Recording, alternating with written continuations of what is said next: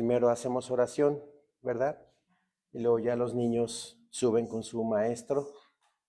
Oremos, por favor. Amantísimo Dios y Padre Celestial, Creador de los cielos, Creador de la tierra, Creador del mar y de todo lo que en ellos hay.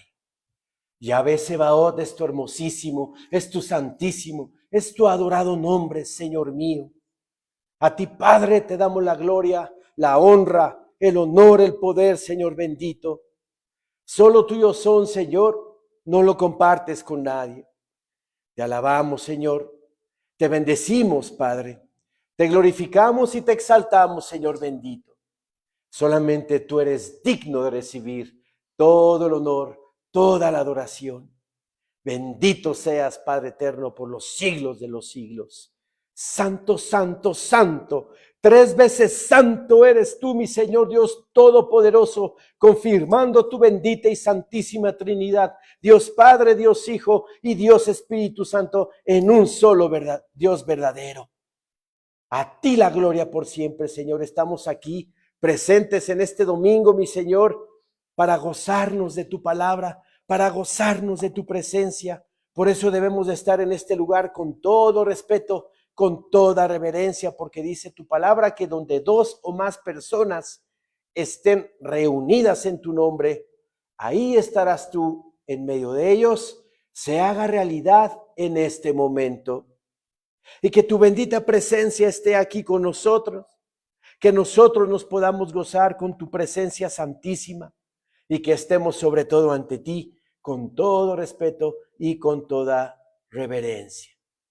Te rogamos, mi Señor, que en esta mañana tu Espíritu Santo nos lleve y nos guíe a toda la verdad, que tu Espíritu Santo nos redarguye de pecado, nos revele tu palabra, nos recuerde tu palabra, nos ayude a entenderla, a comprenderla, y que la palabra dada el día de hoy sea inspirada, sea dada por tu Espíritu Santo, Señor mío.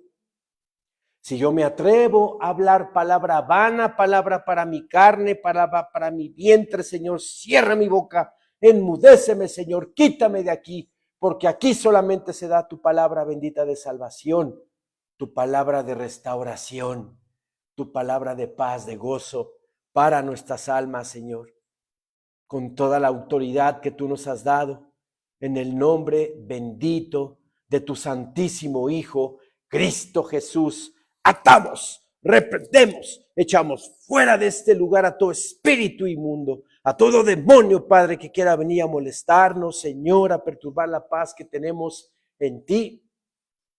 Y en certidumbre de fe sabemos que este lugar ha quedado totalmente limpio y que aquí nada más hay lugar para ti, Señor, para alabarte a ti, glorificarte a ti, exaltarte a ti. En el precioso nombre de tu amado Hijo Jesucristo, te pedimos, Padre eterno, todo esto con todo nuestro corazón. Amén. Amén. Sentados, por favor.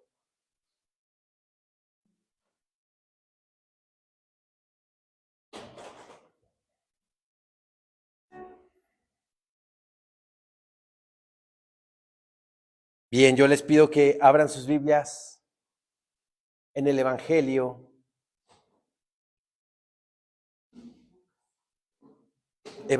de Juan Marcos, Evangelio de Juan Marcos, primo de Bernabé.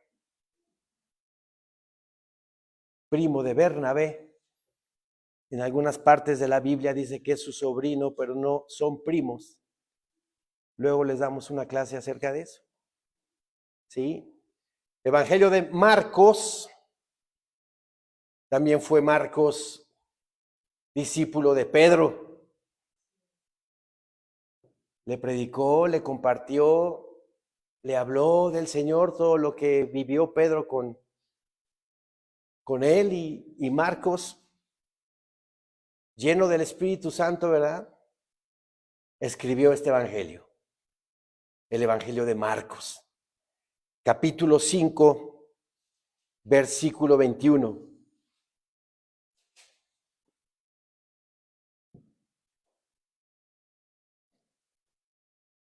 Dice la bendita palabra de Dios. Pasando otra vez Jesús en una barca a la otra orilla, se reunió alrededor de él una gran multitud y él estaba junto al mar. Y vino uno de los principales de la sinagoga, llamado Jairo, y luego que le vio, se postró a sus pies. Un principal de la sinagoga, ¿sí? La nobleza, ¿verdad? De Jerusalén, la nobleza, parte de la nobleza de Israel, creía en el Señor Jesús. Fariseos, escribas, saduceos, muchos no creían en él. Pero también habían algunos, como Nicodemo, como José de Arimatea, como Jairo, que sí creían en Jesús. Y dice aquí la palabra bendita de Dios que se postró a sus pies, o sea, lo reconoce, ¿verdad? Como hijo de Dios. Nosotros nos postramos ante nuestro Señor, nos humillamos ante Él. Debemos de hacerlo todo el tiempo, orando, pidiéndole con todo nuestro corazón, postrados en el suelo, clamándole y pidiéndole con todo nuestro corazón por nuestras peticiones. Y el Señor nos escuchará, ¿sí? Se postró, dice aquí, a sus pies y le rogaba mucho. No le rogaba una que otra vez nada más, y le rogaba mucho, ¿verdad? Debemos de rogarle mucho a nuestro Señor. Un ruego, ¿qué significa? ¿Qué representa un ruego? Humildad, ¿verdad? Reconocimiento de que yo necesito y dependo de Dios totalmente en mi vida. Rogarle es ponerme en la posición de humillación, de humildad, ¿verdad? Y clamarle a nuestro Señor. El libro de los Salmos nos dice mucho que debemos de clamarle con todo nuestro corazón a nuestro Señor por nuestras peticiones. No nada más, ay, Señor bendito, yo te pido con todo mi corazón, Señor, si tú puedes, si tú quieres, Señor. No. Clámale al Señor con todo tu ser, con toda tu alma, con todo tu corazón. Y de repente, si se te sale un grito por ahí, no importa que te oiga el edificio completo. Clamarle al Señor, pedirle, Señor mío, es que mira, han pasado tantos años y no me has cumplido esto, Señor mío, dime con todo mi corazón qué es lo que sucede. Sigo esperando, Señor, sigo esperando, pero yo te pido, yo te clamo con todo mi ser, que tú me ayudes, Señor. Eso es clamarle, eso es rogarle, sentirlo en tu corazón, en tu alma, en tu ser al Señor. Sentirlo en todo tu ser, espíritu, alma y cuerpo. Y pedirle por todas nuestras necesidades, ¿verdad? Clama a mí, yo te responderé, Jeremías 33:3. Clama a mí y yo te responderé. Y te enseñaré cosas hermosas.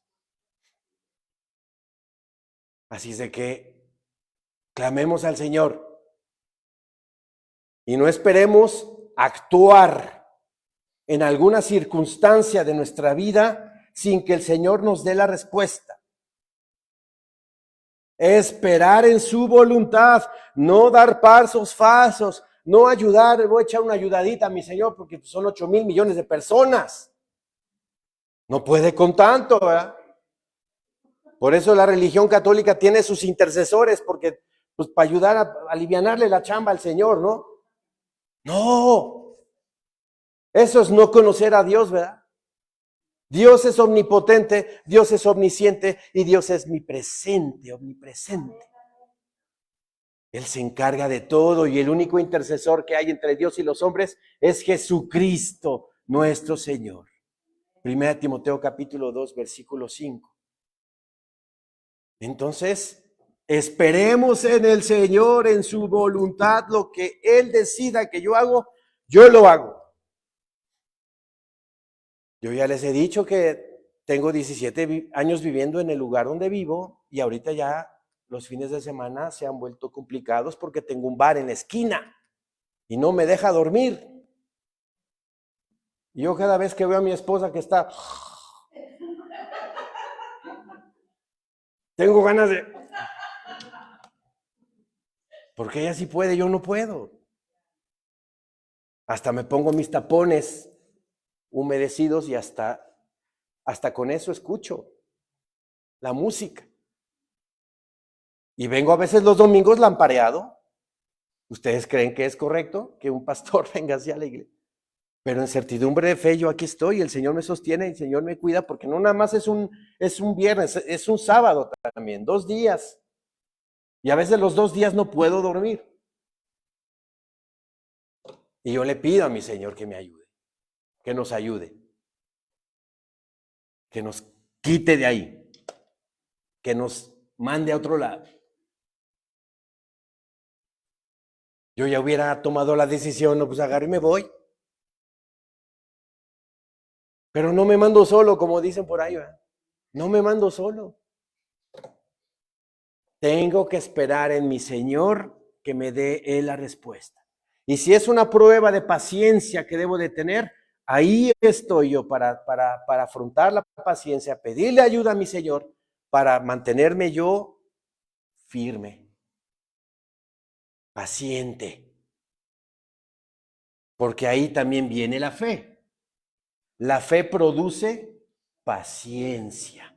Entonces yo espero en el Señor. ¿Sí? Entonces, cada decisión que ustedes quieran tomar en su vida, tienen que ponerse en las manos del Señor y no actuar hasta que el Señor te diga qué tienes que hacer. Porque si no, todo me va a salir mal. Y va a salir contraproducente. ¿Sí? Jairo le rogaba mucho a nuestro Señor. Dice el versículo 23, y le rogaba mucho diciendo, mi hija está agonizando. Ven y pon las manos sobre ella para que sea salva y vivirá. Qué fe de Jairo, ¿verdad? Qué fe de Jairo, de un principal de la sinagoga, de un religioso que tenía el judaísmo por un lado arraigado, ¿verdad? Pero que creía que Jesucristo es el Hijo de Dios. Y obviamente al escuchar y ver las cosas que nuestro Señor hizo en Galilea y en Judea, pues obviamente él creía con todo su corazón. Imagínense una hija agonizando, un hijo que se te va a morir. Es el dolor más fuerte que un padre puede tener en su vida, que un hijo se te muera. Y Jairo acudió apresurado a ver a nuestro Señor. Se inclinó, se humilló, le rogó y le dijo, ven porque se está muriendo mi hija, Señor. Ponle mano y va a sanar, Señor bendito. ¡Qué fe! ¿Tenemos esa fe? Debemos de tener esa fe. Versículo 24 dice, fue pues con él. Y le seguía una gran multitud. Y le apretaban. Imagínense esa escena, ¿verdad? El Señor estaba regresando del encuentro con el Gadareno. Tomó la barca y se fue hasta el otro lado del mar de Galilea. Y llega ahí y hay una gran multitud esperándolo. Ahí está con Jairo. Procede a ir a casa de Jairo y toda esa multitud lo acompaña. Y dice que le apretaban al Señor. Imagínense la cantidad de gente que estaba alrededor de él. que el Señor iba así, todo apretado, ¿verdad? ¿Por qué digo esto? Por lo siguiente. Fue pues con él y le seguía una gran multitud y le apretaban. Pero una mujer que desde hacía 12 años padecía de flujo de sangre. 12 años una mujer con una enfermedad que no podía curar.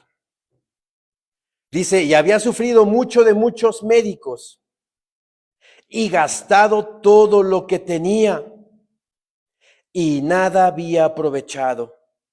Antes le iba peor. A veces en el mundo la gente gasta y gasta y gasta y gasta en doctores y gasta en operaciones y gasta en médicos. Y la condición del enfermo empeora en vez de mejorar. Pero es cuando no tienen a Cristo. Cuando tienen a Cristo, las cosas son diferentes. El Señor te guía, el Señor te ayuda.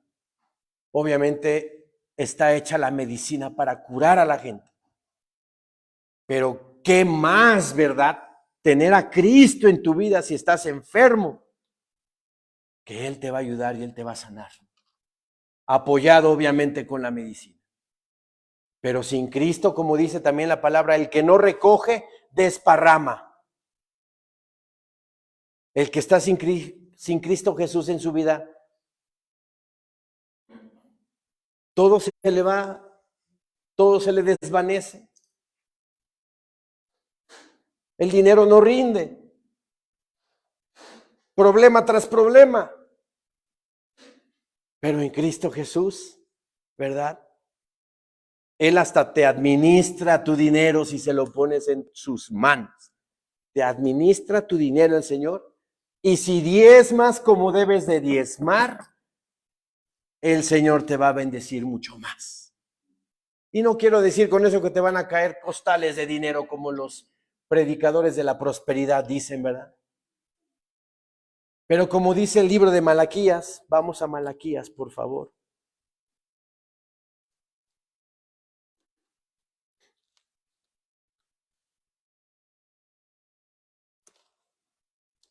Malaquías 3:10.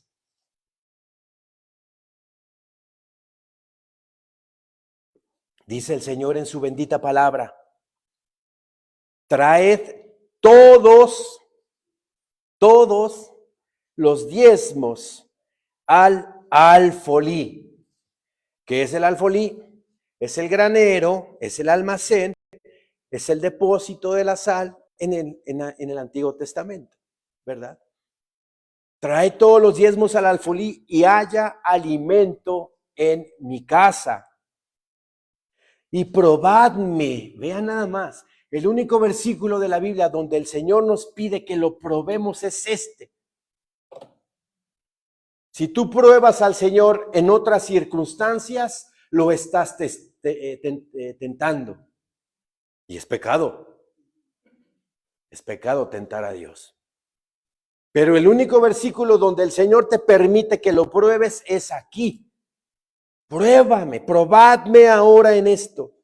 Dice Jehová de los ejércitos, si no os abriré las ventanas de los cielos y derramaré sobre vosotros bendición hasta que sobreabunde. ¿Quién dice amén a eso? Bendito sea el Señor. ¿Sí? Qué importante es diezmar. Qué importante es ofrendar. Dios ama al dador alegre. ¿Sí? Y si nosotros con todo nuestro corazón traemos todos nuestros diezmos al alfolí, ¿verdad? El Señor va a abrir las ventanas de los cielos y vendrán bendiciones a ti y te vas a ahogar de bendiciones. Porque van a sobreabundar. ¿Qué quiere decir eso? Que a tus hijos Dios los va a proteger, que a tus hijos casi no se van a enfermar, que a tus hijos les va a ir bien en el trabajo, que no va a faltar el dinero en la casa, no va a faltar el alimento, no va a faltar el techo donde dormir. Y si Dios te bendice con más dinero, bendito sea el Señor también. Claro que sí, ¿por qué no? pero tenemos que diezmar, ¿sí? Regresemos a Marcos capítulo 5.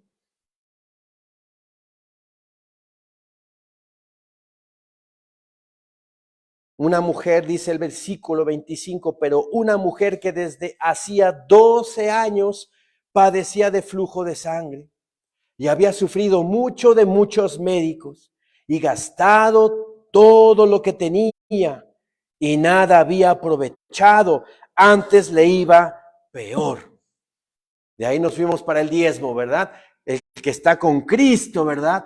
Viene bendición. Hay bendición, hay abundancia, hay prosperidad espiritual primero y luego material. Luego dice aquí la palabra, cuando oyó hablar de Jesús, vino por detrás entre la multitud y tocó su manto. Yo me quiero detener aquí tantito. Cuando oyó hablar de Jesús. La fe es por el oír, ¿verdad? Y el oír por la palabra de Dios. Ella oyó, ya de haber escuchado infinidad de historias, infinidad de relatos de la gente acerca de Jesús. Fíjate que Jesús, el paralítico que estaba por ahí, el Señor lo sanó. Fíjate que Jesús, el cieguito que andaba pidiendo por ahí limosna, el Señor lo sanó. El Señor Jesús de Nazaret. ¿Cuántas cosas?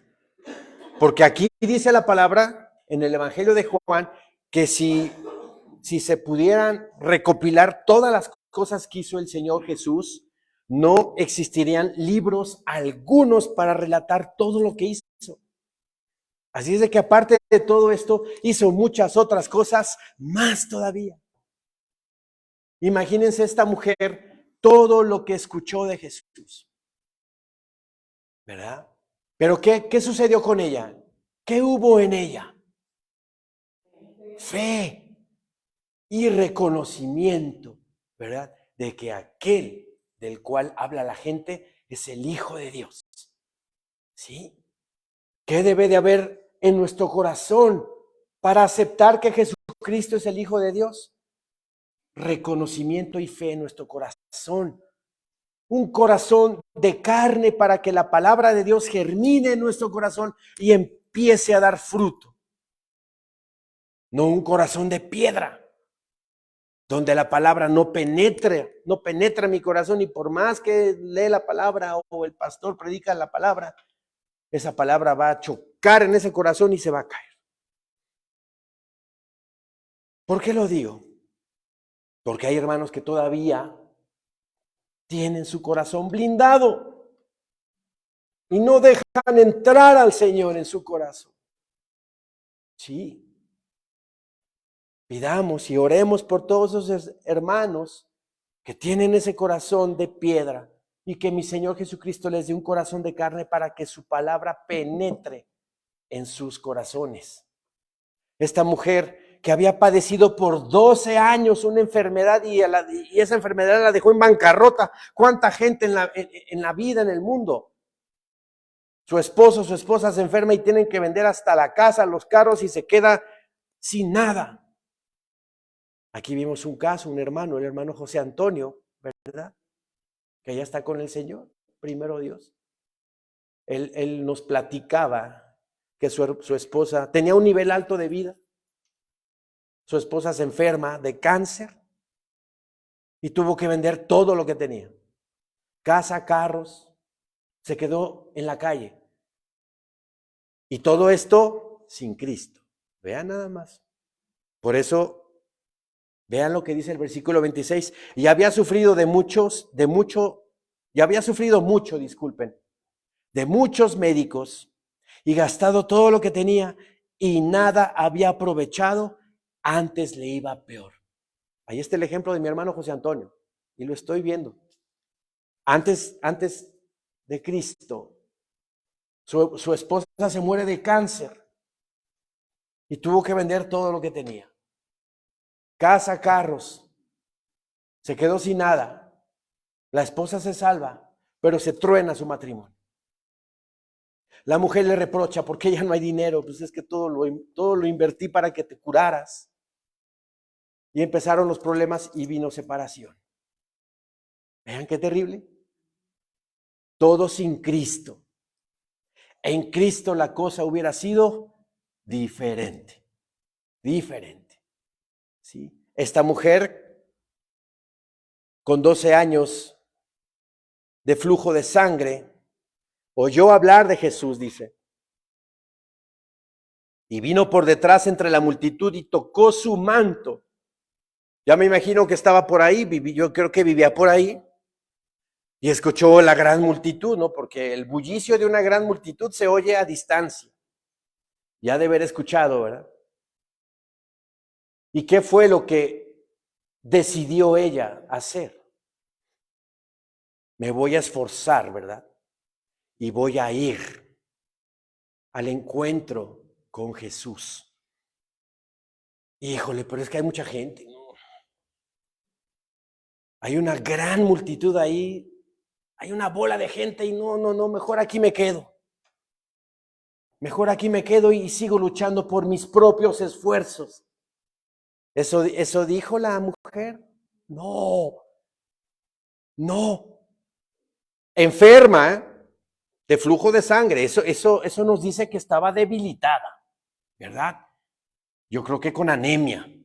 Una persona débil, con pocas fuerzas. ¿Y qué decidió hacer? Me voy a esforzar y voy a ir al encuentro con Jesús. Me voy a esforzar y voy a ser valiente. Porque en esa condición en la que estaba la mujer, con esa debilidad, hasta se nos podía caer en el camino, ¿verdad? No le importó. Su fe fue el gran motor que la impulsó a ir con el Señor. Se esforzó y fue valiente. Como mi Señor Dios le dijo a Josué, esfuérzate y sé muy valiente para meter a 2 millones de personas a la tierra prometida. ¿Se esforzó Josué? ¿Fue valiente Josué? Fue valiente. La mujer de flujo de sangre se esforzó, cogió fuerzas, ¿verdad? Y fue al encuentro con su Señor. Y había sufrido de muchos médicos y gastado todo lo que tenía, dice. Y nada había aprovechado, antes le iba peor. Cuando oyó hablar de Jesús, vino por detrás entre la multitud. Imagínense toda la gente. Y ella viene en la retaguardia. ¿Qué tuvo que hacer para llegar hasta adelante? Se empezó a meter entre la gente. Se esforzó. Hubo una acción, ¿verdad?, que empleó para llegar hasta Jesús. Hay esfuerzo en nosotros para llegar a Jesús. Nos estamos esforzando para tener ese encuentro con el Señor. O ya soy cristiano y pues hay que quede, ¿no? No, el Señor nos pide que nos esforcemos, que busquemos el rostro de Cristo diariamente en nuestras oraciones, con nuestra lectura bíblica. Diario, buscando el rostro del Señor. Esta mujer se empezó a meter, a escabullir entre toda una multitud, imagínense, débil, anémica. No le importó. Su fe en el Señor accionó su voluntad y eludió toda clase de gente y llegó hasta el Señor. ¿Se imagina? Imagínense que está todo el zócalo de la Ciudad de México lleno. Y digamos, pongamos el ejemplo, y está el presidente en el asta bandera. Y quieren llegar ustedes hasta el presidente, pero está todo lleno. ¿Qué van a decir? No, pues está difícil, ¿cómo voy a llegar así? La fe de la mujer, ¿verdad? Definió su accionar. Eludió a la gente y llegó hasta el Señor. Porque dice, cuando oyó hablar de Jesús, vino por detrás entre la multitud y tocó su manto. O sea, llegó hasta donde estaba el Señor y tocó su manto. Dicen por ahí que la fe mueve montañas, ¿no? ¿Cómo está nuestra fe? ¿Cómo está nuestra fe? Versículo 28 dice, porque decía, si tocare tan solamente su manto, seré salva. Vean nada más la fe de la mujer. Ella en su pensamiento estaba diciendo, si tan solo tocare su manto, seré salva. El Señor no estaba, obviamente, en su omnisciencia, ¿verdad? Viendo todo lo que pasaba allá atrás con la mujer. El Señor no ve nuestro accionar, no ve nuestra vida diaria, si somos fieles o no a Él. El Señor no ve nuestros corazones, la disposición de nuestra vida de buscar a Cristo diariamente. El Señor ve todo. A veces nos ponen obstáculos, ¿verdad? O para no orar, o para no leer la Biblia. O ya llegué de trabajar muy tarde y ya no quiero leer la Biblia, mejor ya me duermo. Ese tipo de cosas, esos obstáculos que hay en el camino, los eludimos y hacemos todo lo posible por tener ese encuentro con nuestro Señor. O decimos, no, ya llegué cansado, mejor mañana ya.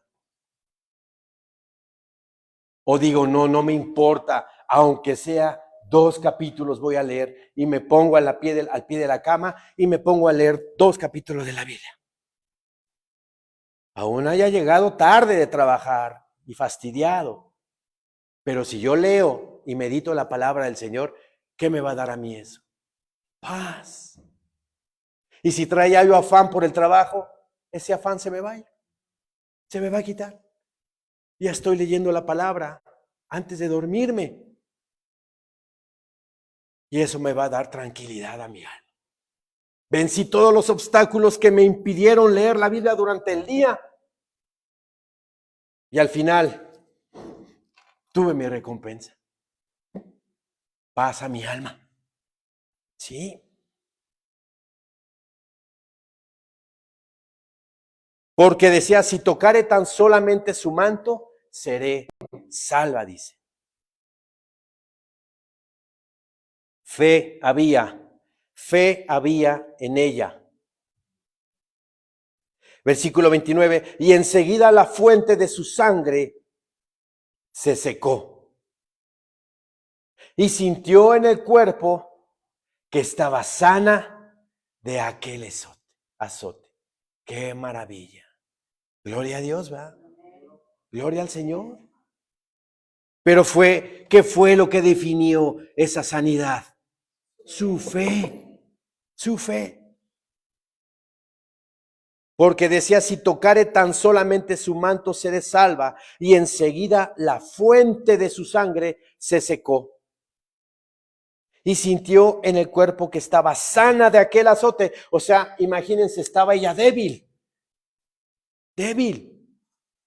eludiendo gente. Llega, toca el manto del Señor y la fe de ella, ¿verdad? No que el manto del Señor tuviera poderes, ¿verdad? Toca el manto de ella y de repente se empieza a sentir bien. Gloria a Dios. Bendito sea el Señor. ¿No les ha pasado eso? De repente cuando estamos así como que, ay, cansados o afanados, y de repente leemos la Biblia, oramos, o algún hermano con una conversación que tengamos con algún hermano, lo que nos está diciendo, yo creo que Dios me lo mandó para fortalecerme, y de repente sientes otro ánimo en ti. Es el Señor que te está fortaleciendo, porque el Señor dice que Él da el esfuerzo al cansado y multiplica las fuerzas al que no tiene ningunas. ¿Sí? ¡Qué maravilla! La mujer se empezó a sentir mejor, se empezó a sentir bien. Los glóbulos rojos y los glóbulos blancos empezaron a aumentar. Entonces ella empezó a sentirse mejor. Es una bendición, hermanos, ser hijos de Dios y ver y palpar con mano propia que el Señor está en nuestra vida y Él dirige nuestra vida. Les voy a contar una anécdota. Me pasó hace 2 semanas, más o menos. Entre semana, un hermano me habló por teléfono y me pidió que si lo podía yo llevar a un centro comercial. Y bueno, obviamente entre semana, pues no puedo yo hacer absolutamente nada que no sea con el Señor y su palabra. Y como que dije, ¿qué hago, Señor? ¿Voy o no voy? Dije, bueno, voy. Sí, claro que sí, nos vemos en tal punto y te llevo para allá. Ese día creo que llevé a mi hijo a su curso de regularización. Cuando dejé a mi hijo y me dispuse a ir a ese lugar, a donde me iba a ver con este hermano, el clutch del carro me empezó a fallar. Ya no podía meter las velocidades. Dije, ¿y ahora qué pasó? ¿Qué pasó? No me dejaba cambiar la velocidad. Con trabajos lo pude hacer. Avancé nada más una cuadrita. Entonces entendí en mi corazón que el Señor no quería que yo fuera ahí, ¿verdad? ¿Por qué? No lo sé. Solamente Él lo sabe. Pero en eso le di la gloria a Dios. Le di, Señor bendito, gracias Padre eterno, porque tú estás atento a nuestros movimientos, cada paso en nuestras vidas, mi Señor Dios, tú lo controlas, y si de repente nos desviamos para acá o nos desviamos para acá o tomamos una decisión que no nos conviene, tú nos indicas y nos dices, por ahí no es. Qué hermosura el Señor tenemos. Bendito sea el Señor. Y después de que hablé con el hermano, le dije, discúlpame, pero es que me pasó esto en el clutch. No voy a poder ir porque se me vaya a descomponer el carro. Metí el carro y al otro día ya estaba bien el coche.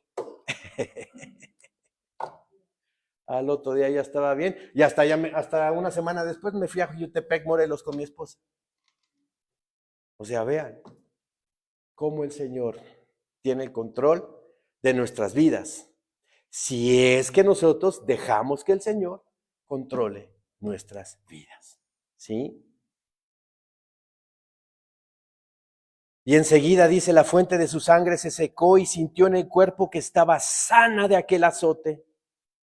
Luego Jesús, conociendo en sí mismo el poder que había salido de él, volviéndose a la multitud, dijo, ¿quién ha tocado mis vestidos? Ya me imagino a los discípulos. Maestro, si estamos como en el metro Pino Suárez a las 12 del día y tú dices, ¿quién tocó mis vestidos? ¿Verdad? Vean nada más la omnisciencia de nuestro Señor. ¿Sí? Luego Jesús dice, conociendo en sí mismo el poder que había salido de él, ¿Quién le daba el poder a mi Señor Jesucristo para hacer los milagros? Dios. ¿Por medio de quién? Del Espíritu Santo, ¿verdad? Él fue ungido por medio del Espíritu Santo en el Jordán por Juan el Bautista. Fue ungido y por obra del Espíritu Santo, Cristo Jesús resucitó con gran poder y gran gloria. Y el mismo Espíritu que Cristo tuvo aquí en la tierra y que tenemos ahora nosotros, es el Espíritu Santo que nos va a resucitar o nos va a transformar en cuerpo de gloria cuando Él venga por su iglesia en las nubes del cielo. ¿No se les hace una maravilla? Que tengo el mismo Espíritu que tuvo Cristo aquí en la tierra. Bendito sea el Señor. Dice la palabra, luego Jesús, conociendo en sí mismo el poder que había salido de Él, volviendo hacia la multitud, dijo, ¿quién ha tocado mis vestidos? ¿Por qué preguntó eso el Señor? Él todo lo sabe, ¿verdad? Él sabía quién. Lo hizo para sacar a la mujer de la multitud. Para sacar a la mujer de toda esa muchedumbre. Versículo 31 dice, sus discípulos le dijeron, ¿ves que la multitud te aprieta y dices, ¿quién me ha tocado? Maestro, pues si estamos aquí en el metro Hidalgo, toda la gente nos aprieta. Aquí dices tú, ¿quién me tocó? Versículo 32, pero él miraba alrededor para ver quién había hecho esto.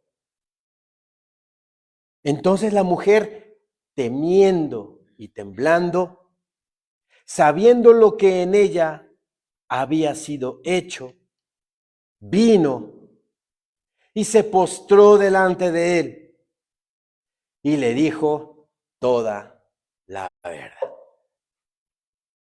Así llegamos ante el Señor, ¿verdad? Temblando.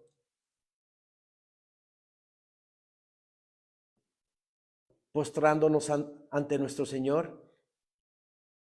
Cuando lo recibimos como nuestro único Señor y suficiente Salvador en nuestras vidas, en ese momento empieza a cambiar nuestra vida y empezamos a decirle toda la verdad. No hablarle con mentiras, sino toda nuestra existencia, todo lo que somos, todo lo que hemos hecho, pues Él lo conoce. Pero le decimos, empezamos a aprender a decir la verdad. Porque este mundo así nos ha educado a hablar de repente mentiras piadosas, ¿eh?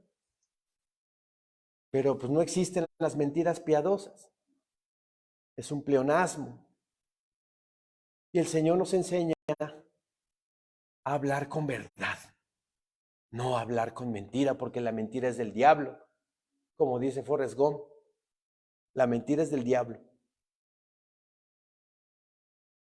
Entonces la mujer, temiendo y temblando.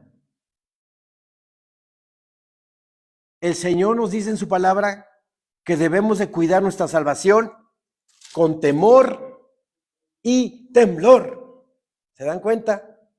Como aquí el prototipo de una mujer que estaba muerta, ¿verdad? Espiritualmente hablando, con una enfermedad terrible, llega al encuentro de Cristo temblando y temiendo.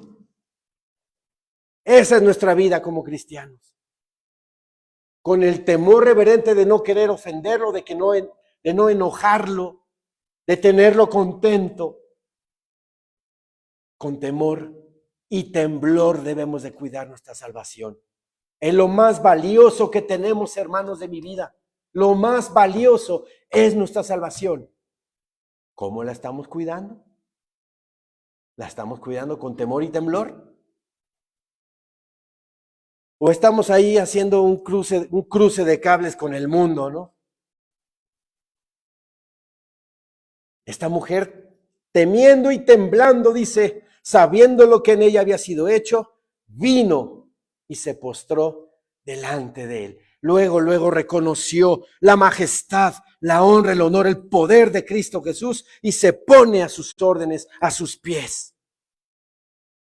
Vino y se postró delante de él y le dijo toda la verdad.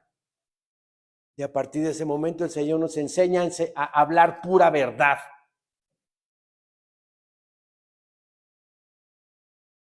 No hablar mentiras.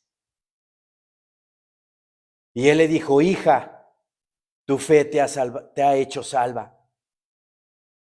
Ve en paz y queda sana de tu azote. Queda sana de tu azote. Estabas azotada, estabas encadenada, estabas esclavizada a ese dolor, a ese sufrimiento. Estabas muerta, pero vienes a mí ante mi presencia y ya eres libre de tu azote, de tu esclavitud, de tu cadena de pecado. Eso es lo que hace el Señor con nosotros.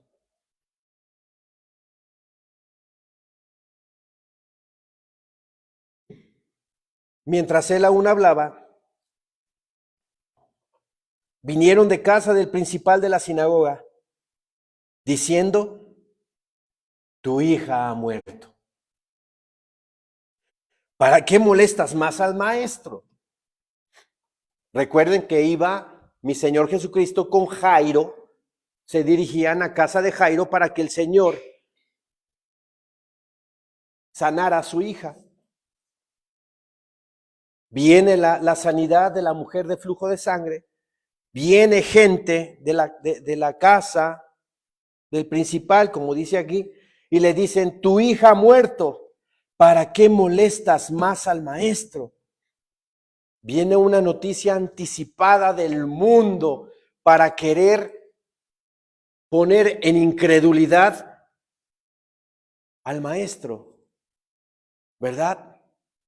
Jairo, firme en su fe, acude al Señor para que su hija sea sanada, pero viene el mundo y te dice, no es cierto, el arrebatamiento no existe. Eso de que Cristo va a venir por su iglesia en las nubes del cielo y se va a llevar a sus hijos, ¿de cuál fumaste?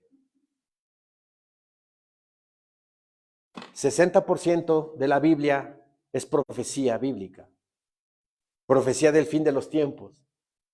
Y en ella, en varias citas, habla sobre el arrebatamiento de la iglesia del Señor. ¿Sí? Juan 14, por favor.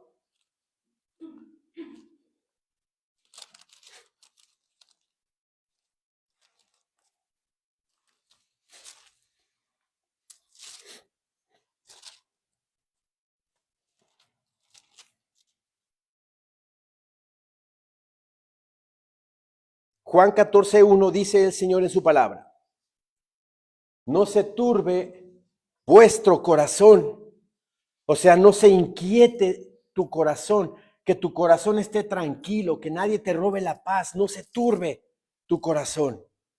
Creéis en Dios, cree también en mí. En la casa de mi Padre muchas moradas hay. La revisión Valera Gómez dice muchas mansiones. Y esas moradas que dice la palabra viene del griego moné y significan residencias. O sea que en el reino de los cielos, mi Señor Jesucristo está preparando residencias para cada uno de nosotros. Mansiones celestiales, donde vivir con el Señor. ¿Quién cree eso? ¿Quién cree eso? Amén. Amén. En la casa de mi Padre muchas moradas hay, si así no fuera, yo os lo hubiera dicho.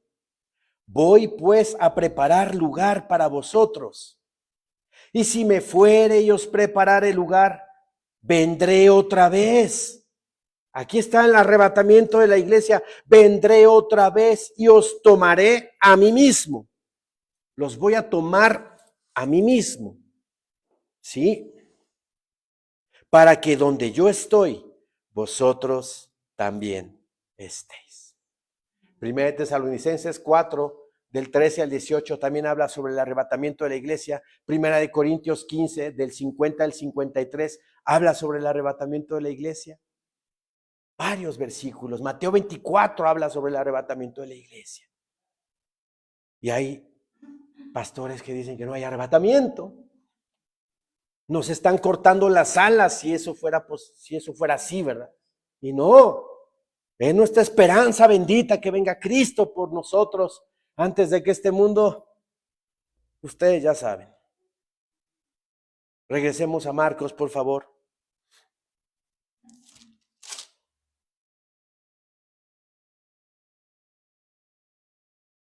Tu hija ha muerto, le dicen a Jairo.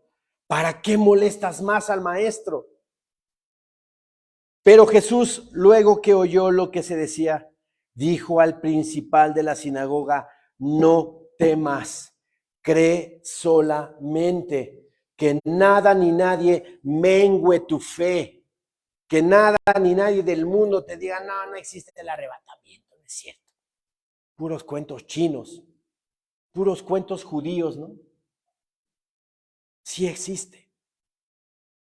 Y cuando de repente se enteren en las noticias que millones de personas han desaparecido en el mundo, entonces pues ahí sí van a creer, ¿verdad? Ya nos fuimos. Ahí es cuando van a creer. ¿Por qué no creer ahorita? Y no te quedas. Te vas con el Señor. Pero Jesús, luego que oyó lo que se decía, dijo al principal de la sinagoga: no temas, cree solamente. Lucas 8:50 dice: y ella será salva. Entonces, vienen y le dicen: no, ¿para qué llamas al maestro? No lo molestes, ya murió tu hijo. Noticias del mundo, ¿verdad? Que me pueden contaminar y que pueden menguar nuestra fe. Nuestra fe debe estar firme. Porque dice Primera de Juan 5 que lo que vence al mundo es nuestra fe. Nuestra fe es lo que vence al mundo. Porque el mundo, ¿quién lo tiene sometido? ¿Quién lo tiene engañado? ¿Quién lo tiene manipulado? Satanás. El espíritu de mentira, el espíritu de error está en el mundo, pero el Señor nos ha dado a nosotros espíritu de verdad. ¿Y la verdad quién es? Cristo. ¿Y quién va a venir? Cristo. Así es de que nadie mengüe ni tambalee nuestra fe. Y no permitió, dice, que le siguiese nadie, sino Pedro, Jacobo y Juan, hermano de Jacobo. Y vino a casa del principal de la sinagoga. Y vino el alboroto. Y vio el alboroto. Y a los que lloraban y lamentaban mucho. Y entrando, les dijo: ¿por qué alborotáis y lloráis? La niña no está muerta, sino duerme. Nuestro Señor bendito diciéndoles: no lloren, no se lamenten. No está muerta, duerme. Qué hermosura, ¿verdad? Ya me imagino esa escena cuando él entra y les dice a los papás: no está muerta, ella duerme.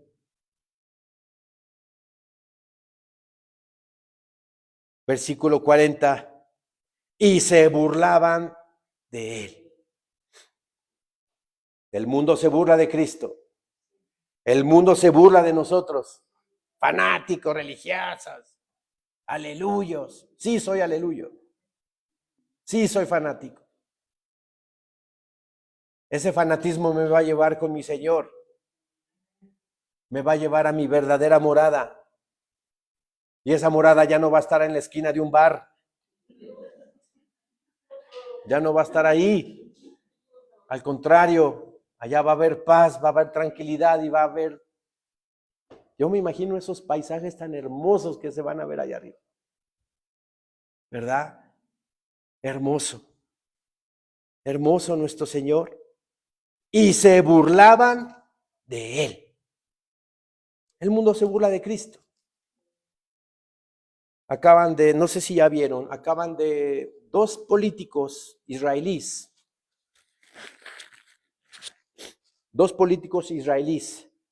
acaban de sacar una iniciativa en la Knesset, o sea, en el Congreso, de impedir, de prohibir predicar el Evangelio en Israel.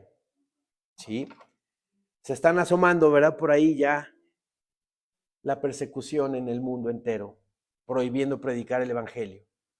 Es una iniciativa, obviamente. La Knesset está compuesta de 120, digamos, diputados, para entenderlo. Entonces fue una iniciativa que lanzaron estos dos políticos de ultraderecha, que defienden el judaísmo, su judaísmo, ¿verdad? A capa y espada. Entonces, obviamente, gente que es así en Israel, pues están en contra de Jesús, porque no creen en Jesús. Entonces ya lanzaron esa iniciativa de ley para que se prohíba predicar el evangelio en Israel. Primero Dios, esperemos que no se dé. Netanyahu siempre, el presidente o primer ministro Netanyahu, siempre ha elogiado o ha hablado muy bien de los cristianos evangélicos, ¿sí? Entonces no creo que avance esta iniciativa de ley, pero estamos viendo vísperas, ¿verdad? Vísperas de la prohibición, de la predicación del evangelio, como ya existe en algunos países, ¿sí? Vamos a Primera de Corintios capítulo 1.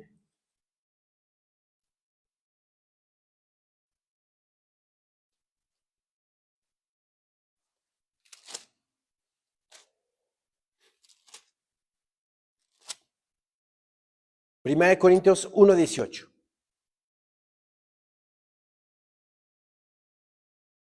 Porque la palabra de la cruz es locura a los que se pierden, pero a los que se salvan, esto es, a nosotros, es poder de Dios. Poder de Dios. Y Romanos 1 también nos dice que el evangelio es poder de Dios para salvación. Entonces, para la gente del mundo, la palabra, el evangelio es locura. No la pueden entender. Están arraigados al mundo, arraigados al espíritu de mentira, al espíritu de error que hay en el mundo. Pero nosotros como cristianos que tenemos el espíritu de verdad, creemos todas las cosas que están escritas aquí y que van a pasar. Porque la palabra de la cruz es locura a los que se pierden, pero a los que se salvan, esto es, a nosotros, es poder de Dios. Poder de Dios. Entonces se burlaban del Señor porque les había dicho que la hija de Jairo no estaba muerta, que estaba dormida. ¿Sí? El mundo burlándose de Cristo y de nosotros. Y dice también la palabra, y se burlaban de él, mas él, echando fuera a todos, tomó al padre y a la madre de la niña y a los que estaban con él, y entró donde estaba la niña. Y tomando la mano de la niña, le dijo, Talita Cumi, que traducido es, niña, a ti te digo, levántate. Y luego la niña se levantó y andaba, pues tenía 12 años. Ya había muerto, ¿verdad? Ya había muerto. Y el Señor le regresó la vida. Niña, a ti yo te digo, levántate. ¿Cuántos milagros no hemos visto en esta iglesia? ¿Cuántos milagros no hemos visto en esta congregación? La hermana Leti, obvio, es nuestra primer referencia, cómo el Señor la sacó de esa terrible situación en la que estaba, ya estaba a punto de morir. Y el Señor la sanó.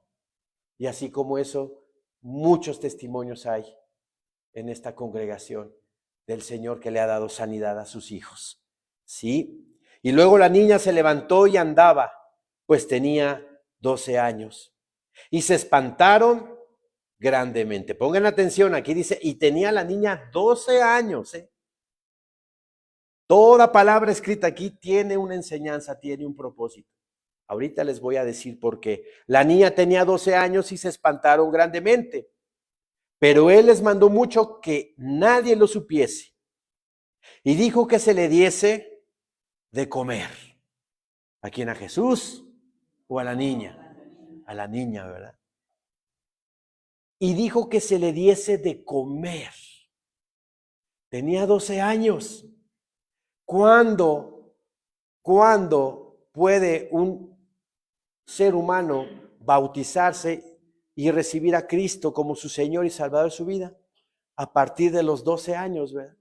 ¿Sí? Esta niña tenía 12 años, estaba ya muerta, mi Señor le da vida y le dice a su familia, denle de comer.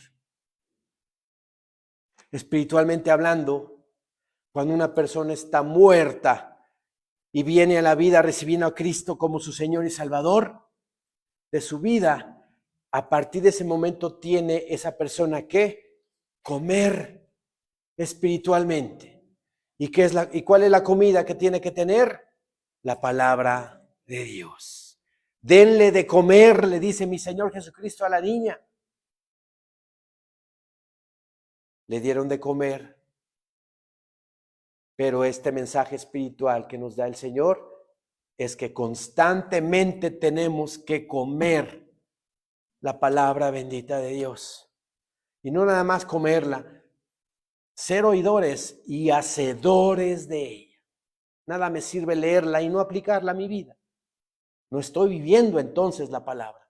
El poder de Dios en mi vida no va a surtir efecto porque no estoy poniendo yo de mi parte.